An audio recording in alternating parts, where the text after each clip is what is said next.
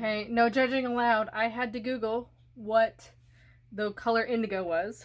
Turns out it's a mix between blue and purple. So I usually either call it blue or purple. I don't really call a color indigo. But I think this is probably the closest color I could get. And I am playing again with my Scrap Room kit. And this time they provided a whole sticker sheet from the Unique collection by Fancy Pants. And they had some definitely unique color combos here using this indigo color specifically. So in the Scrap Room, you get 3 pieces of cardstock, 2 colored cardstocks, and then some embellishments, either a sticker sheet like in this case or die cuts or whatever, and it mixes this up every month. And you just get a small sampling of that collection. And that's honestly all I needed of this collection to not go buy it.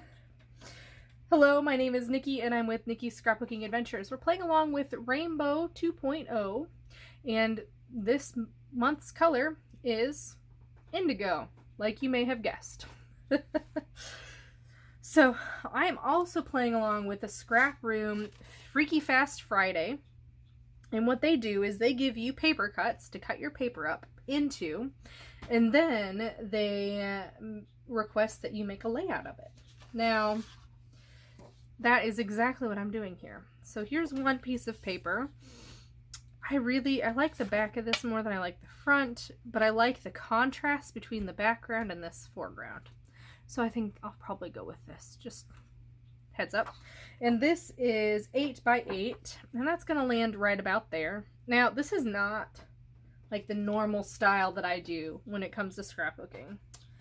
I usually like to go on a sketch and make my own measurements up as I go. But this, I mean, it's just weird.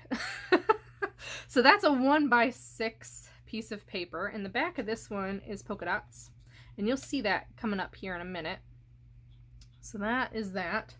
And then we have a 3 by 5 piece, same cardstock. I'm gonna flip it over. So there is our touch of that dark blue. And then a 1 by 3. So those are the required elements plus 2 circles. And of course I used my Creative Memories circle cutting system to get a 4-inch circle and then a 3-inch circle. Kind of a weird design, right? I couldn't think of another way to do it because I thought this kind of looked like a strip of paper, you know, that can pull it all together. And then this is my photo. This is my mom with her favorite drink. And it's definitely a unique taste. It's a chocolate soda. So if anybody's tried that before, definitely let me know. I hadn't even heard of it until my mom had brought it up and had told us it was her favorite treat. So I thought it'd be fun to get it for her for 4th of July.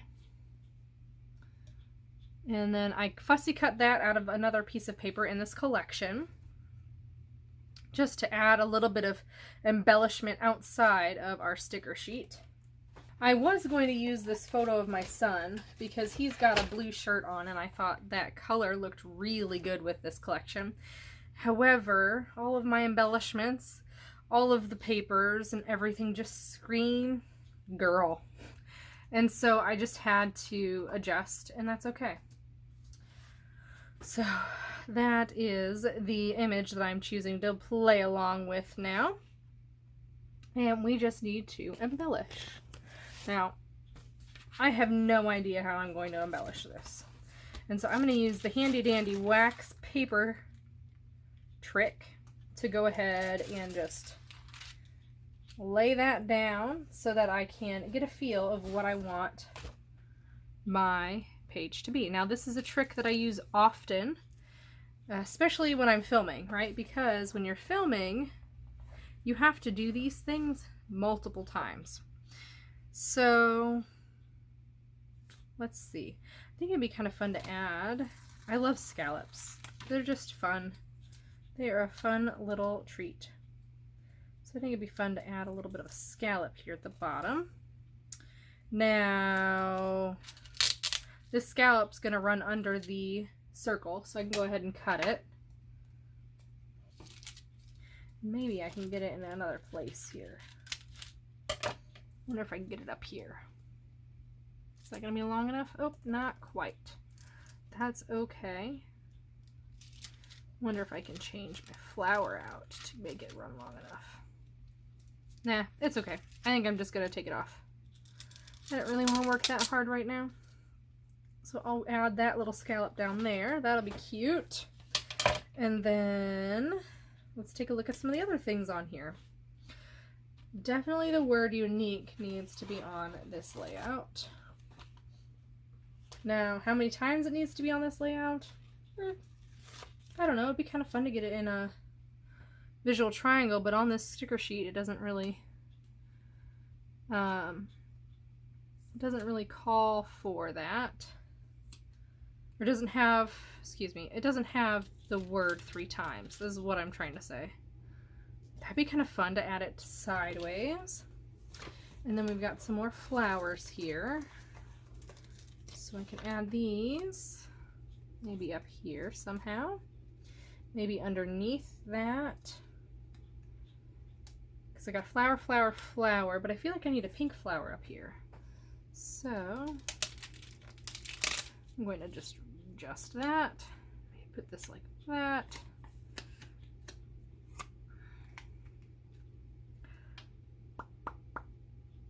I'm gonna have to slide her photo down.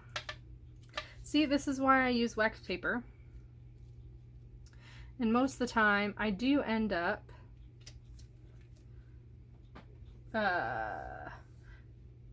gluing things down before adding my embellishments because I find it easier. I hate when things move around. But when it comes to something like this, where I am not following a sketch right now, I am truly kind of going on instinct. You have to be aware of that. You probably need to move stuff around.